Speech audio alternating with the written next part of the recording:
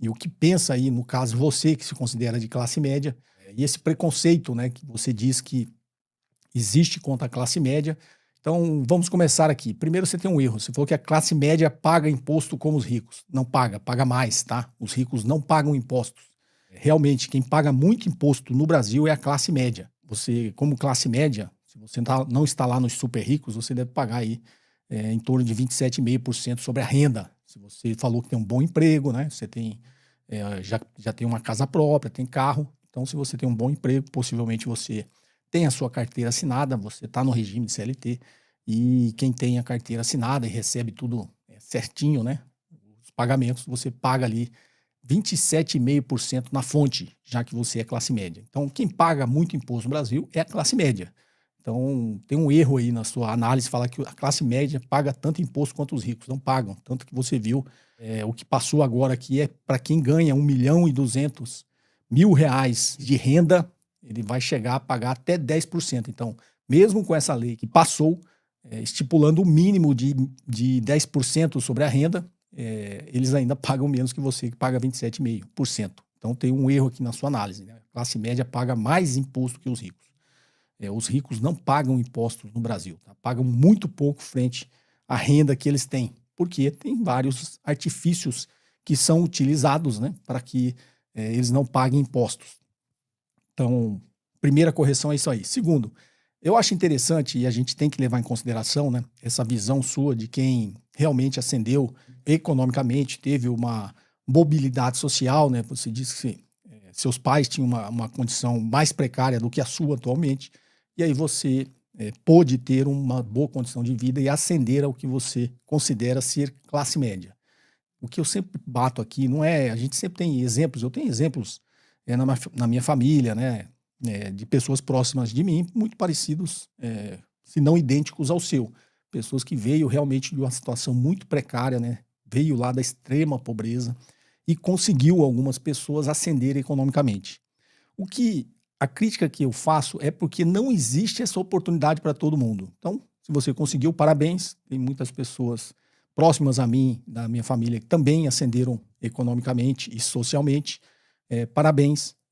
A grande crítica que a gente faz é que não tem como 100 milhões de pessoas, falando do Brasil, né, 100 milhões de pessoas terem exatamente essa mesma possibilidade, porque o sistema, o modelo econômico não permite, vai permitir que uma parcela, uma pequeníssima parcela, menos de 1% dessas pessoas consigam ascender ao que você chama de classe média, mas não existe oportunidade para todo mundo.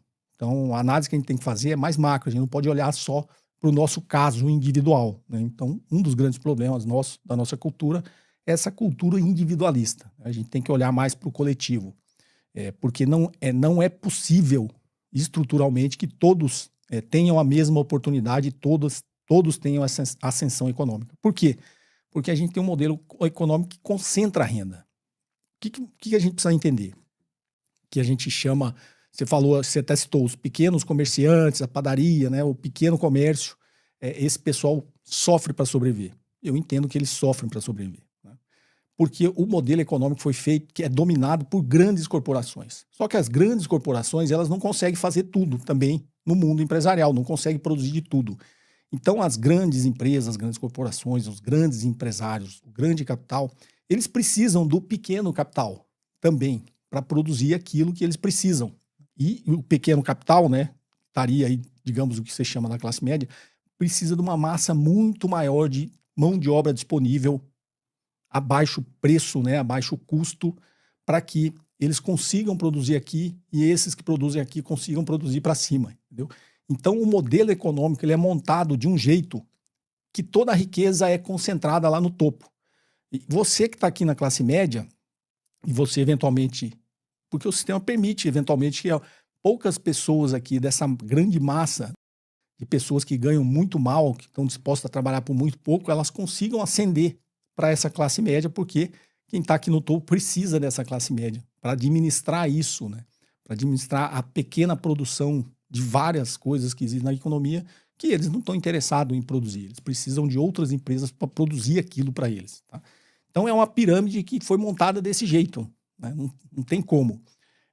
Quando você começa a melhorar a massa de renda dessa população mais empobrecida, obviamente, eu sempre falo, salário é um preço da economia, né? Então, o salário melhorando, as condições de renda para as classes mais pobres melhorando, vai ter uma faixa de trabalhos, principalmente na área de serviços, que vão se tornar mais caras e vão ficar cada vez mais difícil de serem contratadas. E isso é benéfico.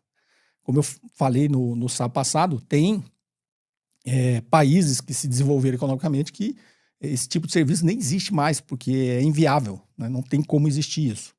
Então, voltando aqui aos exemplos simples. Quando acabaram com a escravidão, não só no Brasil, como nos Estados Unidos, a grande massa dos escravizados que foram libertados, eles não existia uma economia para eles trabalharem, né? Só existia escravidão. De repente, no Brasil veio a Lei Áurea, né? Nos Estados Unidos lá aboliram a escravidão. E aí, essa grande massa de pessoas que eram todos escravizados, todos trabalhavam de graça, eles foram colocados num mercado de trabalho que não existia. Então, uma boa parte dessas pessoas que foram escravizadas, elas acabaram